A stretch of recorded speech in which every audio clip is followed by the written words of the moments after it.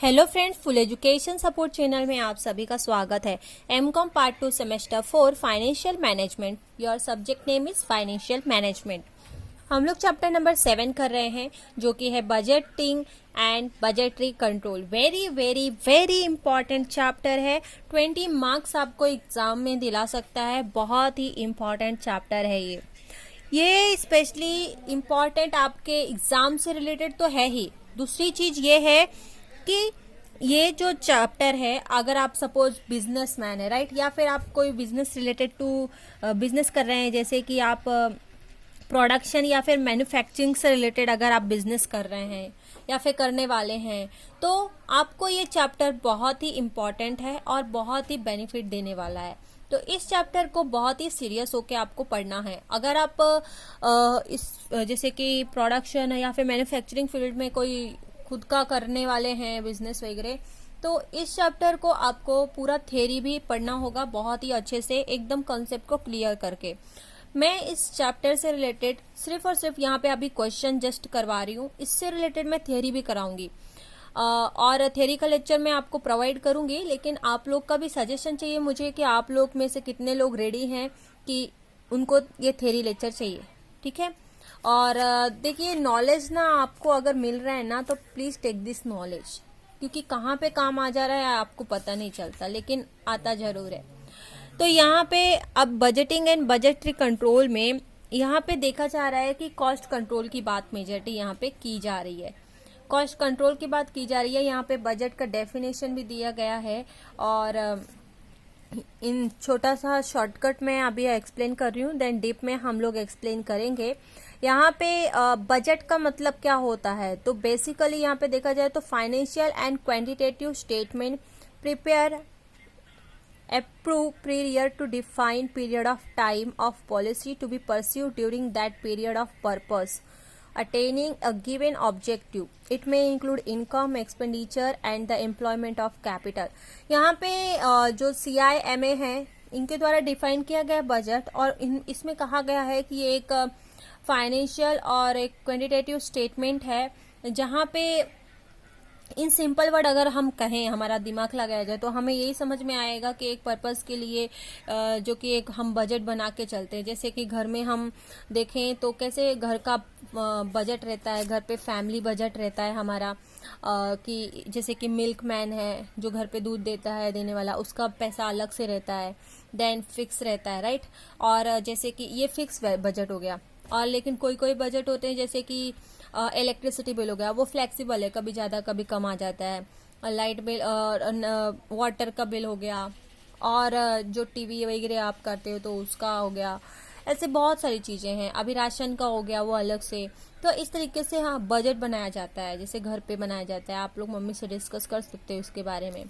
तो उसे हम बजट कहते हैं, कि जिसमें हम एक कॉस्ट, जैसे कि आपको आपकी मम्मी ने सपोज कि 200 रुपीज दे दिए, ठीक है, और बोला इस मंथ का आपको 200 रुपीज मिल रहा है, ये पूरा मंथ में मैं आपको पैसा बिल्कुल नहीं देने वाली हूँ खर्च करने के लिए, आपको ये 200 दिया जा रहा है, आप इस 200 से आपको जो करना है, जो भी खर्चा करना है, इस पे से करिए, लेकिन मंथ में अब मैं आपको 1 रुपये भी देने वाली नहीं हूँ।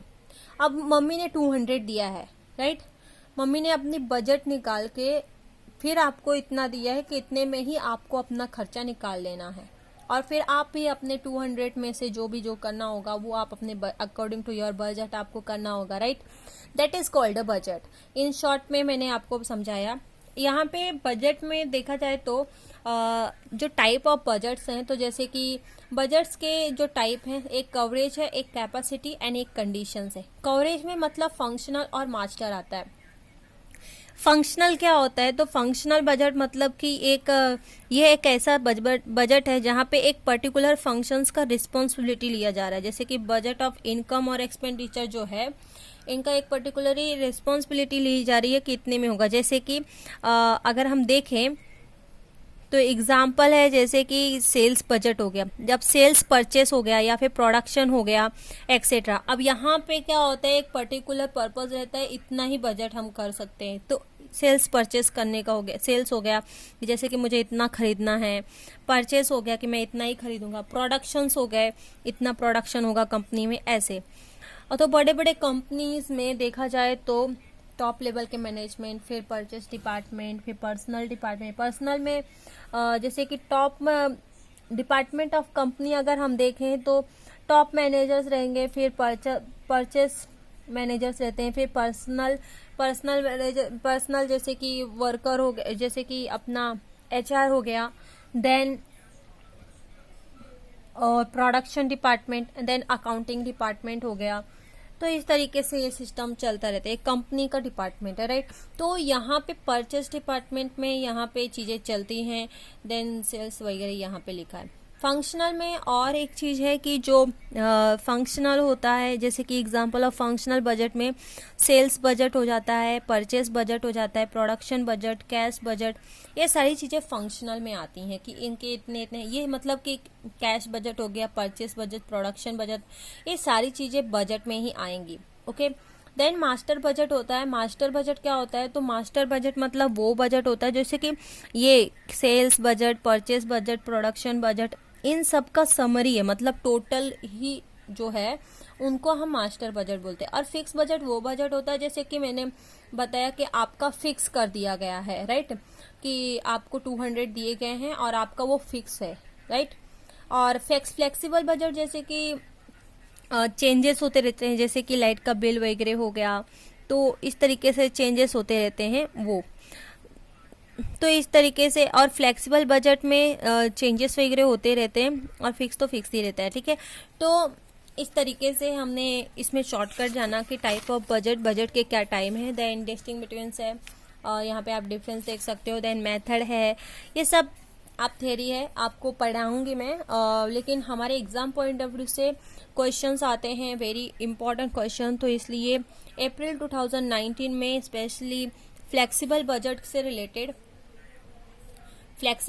रिलेटेड आप लोग को दिख रहा होगा स्क्रीन पे, ये 2019 में आया था, ठीक है। 2019 के एग्जाम में आया था, मतलब प्रीवियस ईयर के पेपर में ये आया था पैटर्न, 15 मार्क्स का एग्जाम में आया था ये वाला, सिर्फ और सिर्फ फ्लेक्सिबल बजट को लेके।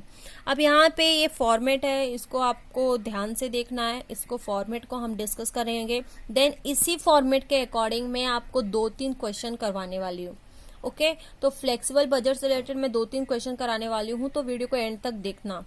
और अभी तो हम जस्ट फॉर्मेट पढ़ेंगे और डिस्कस करेंगे। तो यहाँ पे फ्लेक्सिबल बजट में एक कैपेसिटी परसेंटेज होता है, एक यूनिट होता है, per unit rupees, per unit rupees, per unit rupees, ऐसे कॉलम होते हैं। देन 3 कॉलम किए जाएंगे, ओके। देन यहाँ पे आपको सेल्स लेना है, सेल्स का अमाउंट रहेगा। देन उसके बाद सेल्स में इधर बी वाला वेरिएबल कॉस्ट रहेगा। तो वेरिएबल कॉस्ट में कौन कौन सी चीज़ें आती हैं? तो direct material, direct labour, direct expenses, variable overhead, इन सभी चीज़ों को ऐड किया जाता है वेरिएबल में, ठीक है। तो सेल्स माइनस वेरिएबल, तो अभी यहाँ पे टोटल वेरिएबल हो जाएगा, फिर सेल्स और उसमें से वेरिएबल माइनस कर देंगे तो हमें कंट्रीब्यूशन मिलेगा। देन उसके बाद फिक्स कॉस्ट रहता है, देन उसके बाद स्पेशल कॉस्ट रहता है, और फिर टोटल कॉस्ट। मतलब कि टोटल कॉस्ट कैसे आएगा? तो आपका जो वेरिएबल कॉस्ट है वो, कंट्रीब्यूशन है वो, और फिक्स और स्पेशल कॉस्ट है वो, ठीक है। तो क्या क्या लेना है आपको? Total cost, sorry, variable cost लेना है, उसके बाद आपको फिक्स कॉस्ट लेना है, और उसके बाद आपको लेना है स्पेशल कॉस्ट। इनको इधर देखो लिखा हुआ है B + D + E, B + D + E, इनको ऐड कर देंगे तो आपको टोटल कॉस्ट मिलेगा। अब आपको प्रॉफिट निकालनी है। प्रॉफिट निकालने के लिए आपका जो सेल्स है और जो आपका टोटल कॉस्ट है वो माइनस करना है, तो आपको प्रॉफिट मिल जाएगा। तो ये था फॉर्मेट, इसी फॉर्मेट को आपको लर्न कर लेना है, बिकॉज कि इसी के ये जो फॉर्मूला है इसके ही अकॉर्डिंग आपको, जो ये फॉर्मा है ये इसके अकॉर्डिंग ही आपको एग्जाम में आएंगे, बिकॉज प्रीवियस ईयर में आया, और ऐसे 2-3 सालों में का पेपर हम डिस्कस करेंगे जहाँ पे इससे रिलेटेड आया था।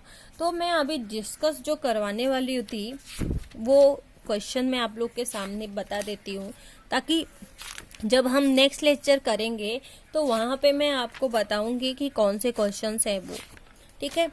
और प्लीज़ अगर आपके पास इस चैप्टर से रिलेटेड PDF नहीं है तो मैं आपको एक नेक्स्ट वीडियो में इसी चैप्टर का नाम लिख के मैं अपलोड कर रही हूँ, और उस पीडीएफ को आप देख लीजिए, उससे आपको हेल्प होगी। स्पेशली मनन प्रकाशन की बुक से मैं यहाँ पे आपको बता रही हूँ। तो आशा करती हूँ कि आप लोग देखेंगे जरूर वीडियो को एंड तक। ये जो क्वेश्चन दिख रहा है, question number 3, very important question है, इसको मैं डिस्कस कराने वाली हूँ। और ये क्वेश्चन जो है ये जून 2011 में आया था।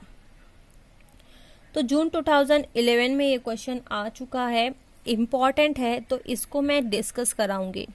बहुत ही इजी है और बहुत ही अच्छा क्वेश्चन है हमारे पास ये वाला, ठीक है। तो ये जून का है और इम्पॉर्टेंट क्वेश्चन है, तो इसको मैं डिस्कस कराऊंगी, ओके। और तो मिलते हैं नेक्स्ट वीडियो में, जहाँ पे मैं क्वेश्चन डिस्कस कराऊंगी एंड देन उसके बाद अप्रैल 2019 का पेपर सॉल्व कराऊंगी, जो इसी चैप्टर से रिलेटेड क्वेश्चन आया था। आशा करती हूँ कि आपको लेक्चर पसंद आ रहे होंगे। प्लीज सपोर्ट करिए, फुल एजुकेशन सपोर्ट फैमिली के साथ जरूर जुड़िएगा।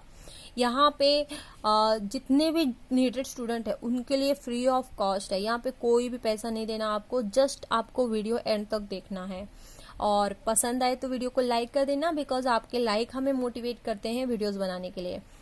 Thank you so much for watching this video. मैं इस चैप्टर का पीडीएफ आपको प्रोवाइड करती हूँ, ओके। तो वीडियो को जरूर देखना, और इसी वीडियो के लिंक में डिस्क्रिप्शन बॉक्स में लिंक दे दूंगी, तो आपको पीडीएफ भी मिल जाएगा। Thank you so much for watching this video. मिलते हैं नेक्स्ट वीडियो में। जय हिंद, जय भारत।